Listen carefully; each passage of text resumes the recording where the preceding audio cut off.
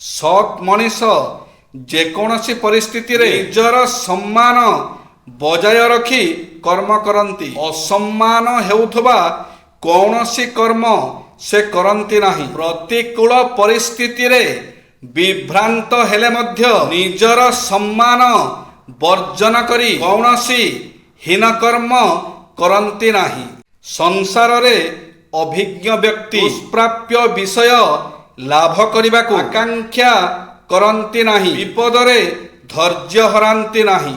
ସଂସାରରେ ଜନ୍ମ ହୋଇ ମଣିଷ ବଞ୍ଚି ରହିବା ପାଇଁ ଚିନ୍ତା କରିବା ଅନାବଶ୍ୟକ। ଜୀବନ ଧାରଣ କରିବା ପାଇଁ ପ୍ରୟୋଜନୀୟ ସମସ୍ତ କିଛି ସଂସାରରେ ଉପଲବ୍ଧ। ଯେଉଁମାନେ ନିଜର କର୍ତ୍ତବ୍ୟ କର୍ମ କରିବା ସହ ଈଶ୍ୱର ବିଶ୍ୱାସୀ ସେମାନେ ସକଳ ଦୁର୍ଗତିରୁ ରକ୍ଷା ପାଆନ୍ତି।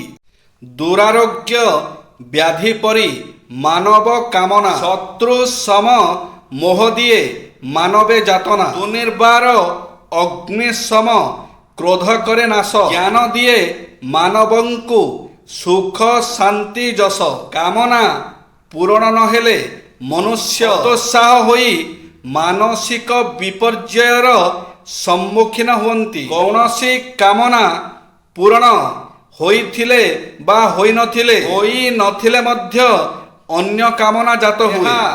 ଦୁରାରୋଗ୍ୟ ବ୍ୟାଧି ପରି ସଦା ଯନ୍ତ୍ରଣା ଦେଉଥାଏ। ମୋହ ଅର୍ଥାତ୍ କୌଣସି ବସ୍ତୁ ବା ବ୍ୟକ୍ତିଙ୍କ ପ୍ରତି ବିଶେଷ ଆସକ୍ତି ଯୋଗୁଁ ମଣିଷ ନିଜସ୍ୱ ବିବେକ ଓ ବିଚାର ଶକ୍ତିର ଉପଯୋଗ କରିପାରନ୍ତି ନାହିଁ। ତେଣୁ ମୋହ ବା ଆସକ୍ତି ମଣିଷର ପରମ ଶତ୍ରୁ। କାମନାରୁ ମୋହ, ମୋହରୁ ଅଜ୍ଞାନ, କାମନା ଓ ଆସକ୍ତିରୁ ମୋହଜାତ ହୁଏ।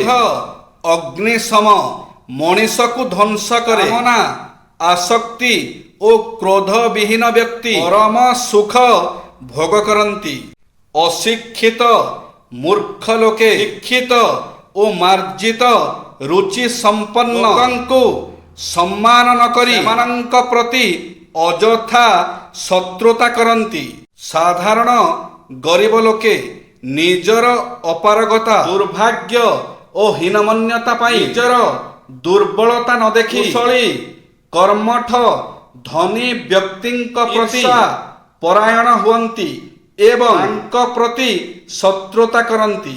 ଆୟକୁ ଦେଖି ବ୍ୟୟ ନ କଲେ କୁବେର ସଦୃଶ ଧନୀ ବ୍ୟକ୍ତି ମଧ୍ୟ ଦରିଦ୍ର ହୋଇଯାଏ। ବସି ଖାଇଲେ ନଈବାଲି ପରି ସବୁ ସରିଯାଏ। ଶ୍ରେଷ୍ଠ ପୁରସ୍କାର ସେଇ ପାଇବ ଯିଏ ଉଦ୍ଦୀପନାକୁ ସର୍ବୋଚ୍ଚ ସ୍ତରକୁ ନେଇଯାଇପାରିବ।